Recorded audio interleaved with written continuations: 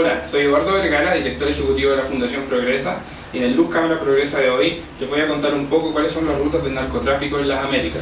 No solamente basándonos en el tráfico que ocurre intrarregional, pero también cómo las rutas de tráfico también afectan la cantidad de drogas que va hacia adentro y fuera de la región, específicamente también a continentes o a regiones como Europa, África y Asia.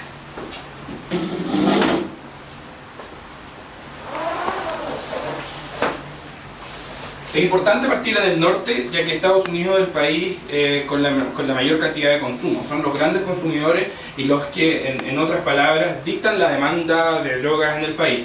Es importante hacer una revisión de norte a sur antes de comenzar con las rutas, ya que cada uno de los países, de acuerdo a la región donde están ubicados, tiene un protagonismo bastante singular. Estados Unidos, como ya les dije, se caracteriza por ser un país consumidor que se abastece principalmente de la frontera al sur que tiene con México. México ha evolucionado a tener un rol de ser un país que, si bien en un principio era el hombre del medio desde Colombia, o sea que desde Colombia se transportaban drogas para que entraran a Estados Unidos, poco a poco ha ido evolucionando gracias a las fuerzas de sus carteles, especialmente el cartel de Sinaloa y el cartel de Juárez, en un país que está usando a Colombia simplemente para satisfacer su demanda para abastecer a Estados Unidos.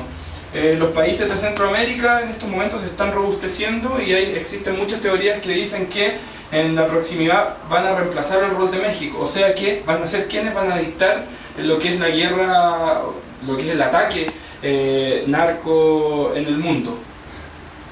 El abastecimiento de Centroamérica también viene principalmente de Colombia y muchas veces ahora se está incluso bypassando a México para llegar directamente a Estados Unidos.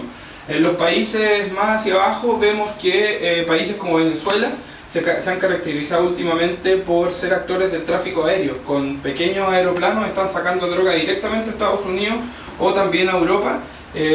Colombia sigue abasteciendo directamente a los países vecinos. Ecuador también bypassea muchas veces a Centroamérica para llegar a México y posteriormente a Estados Unidos. Y países como Perú, Bolivia, Argentina y Chile podríamos decir que tienen otro microzona que es principalmente la de los productores andinos. Chile siendo principalmente usado como salida por sus puertos, principalmente hacia Asia y hacia Europa, y por este lado tenemos el principal foco que es Paraguay, que reúne droga que viene de Bolivia, Perú, Brasil, e incluso que viaja desde los laboratorios de Febril en Argentina para salir por vía marítima o aérea. Entonces, para comenzar los mapas, lo importante sería partir por Colombia, donde la salida de drogas principalmente se hace a los países vecinos por vías terrestres. Sale a Perú, a Ecuador, a Brasil, a Venezuela y vía Panamá penetra Centroamérica para llegar a México. Eso lo hace por vía terrestre. Desde Colombia también hay un tráfico marítimo. Este es el signo del bote que entra a México y posteriormente a Estados Unidos. Colombia también se ha caracterizado porque los envíos que hace a Venezuela es capaz de mandarlos vía aérea a Europa. La producción mayor de Colombia, como sabemos, es cocaína, por lo que abastece el mercado inmediato y lejano. Desde Colombia también tenemos tanto vía aérea como marítima tráfico de drogas hacia Europa y África. Se me olvidó mencionar que Venezuela se ha caracterizado últimamente porque estos mini aviones también llegan directamente a África para después desde África subir hasta Europa. La actividad que ocurre en Centroamérica principalmente es dominada por el comercio ilegal y también la violencia que se caracteriza en Guatemala, Honduras y Nicaragua. Esto también se llama el Triángulo de Hierro. Son tres países que, aparte de haber implementado políticas para reducir sus fuerzas armadas, han provocado que especialmente en el norte de Guatemala los bordes sean extremadamente porosos, lo que facilita el ingreso directo hacia México.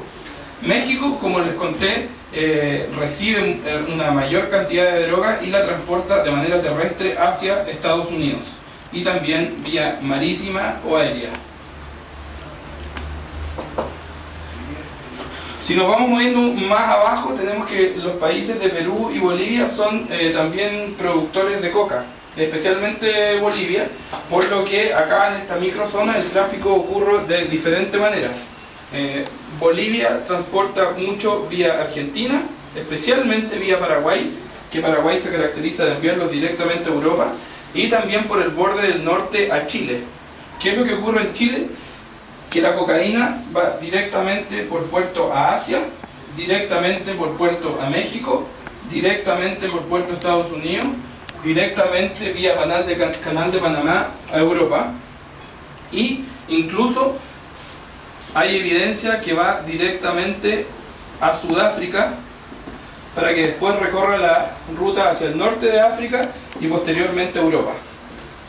Paraguay es un país que se caracteriza por ser un centro de atracción de drogas, ya sea desde Brasil y Bolivia, y que, como les dije, tiene la capacidad de salida directa hacia otros países, ya sea por la ruta interna, norte del cono sur, Centroamérica, México, Estados Unidos, o directamente a las diferentes regiones que he mencionado.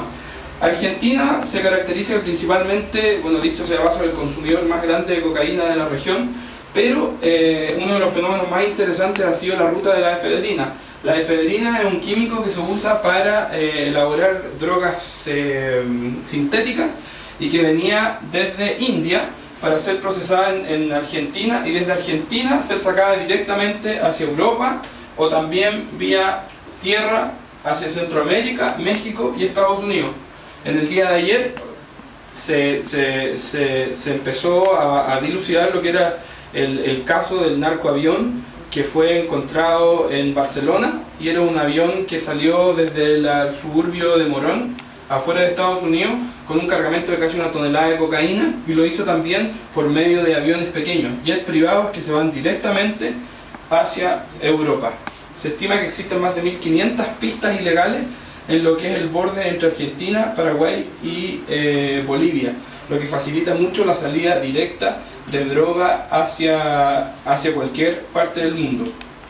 Para resumir, en esta primera etapa quise explicar lo que eran los principales flujos de droga, de narcotráfico, desde la región hacia la región o desde la región hacia otros continentes, para que en una segunda etapa podamos pasar a hablar un poco de lo que ha sido el movimiento de carteles, que es bastante inverso a lo que vamos viendo. Para que las drogas puedan salir de estos países de manera organizada, ha tenido que ocurrir un proceso previo, que carteles de droga específicamente mexicanos o sudamericanos o centroamericanos se han fortalecido de tal manera que pueden articular la salida de las drogas desde los diferentes países.